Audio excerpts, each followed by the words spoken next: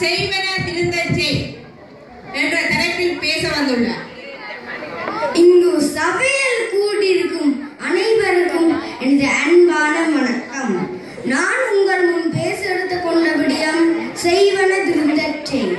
செய்வன திருந்தச் செய் என்பது ஔவையார் அருளிய அறிவுரை ஆகும். நாம் எல்லோரும் பிறப்பு முதல் இறப்பு வரை எத்தனையோ கர்மங்களை செய்கின்றோம்.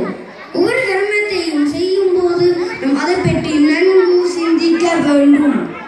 நல்லன செய்தால் உலகம் நம்மை போற்றும், தீயன செய்தால் உலகம் நம்மை தூற்றும். எனவே நமது செயல்கள் நல்லனவாக அமைதல் வேண்டும். நாம் செய்யும் செயலில் நமது திறமையும் பண்பும் வெளிப்பட வேண்டும். செய்யும் செயலை திருத்தமாக செய்தல் வேண்டும். இதற்கு முதலில் நமது மனதில் துணிவு வேண்டும். எண்ணி துணிக கருமம் என்றார் வள்ளுவர்.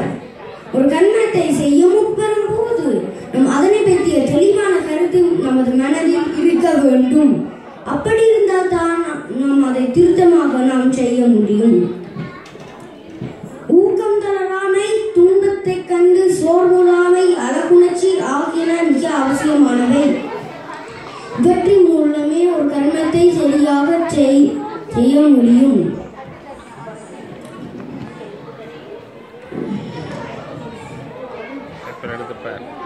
நம் நல்லனவே செய்தல் வேண்டும். அதை நாம் திருத்தமாக நாம் செய்தல் வேண்டும்.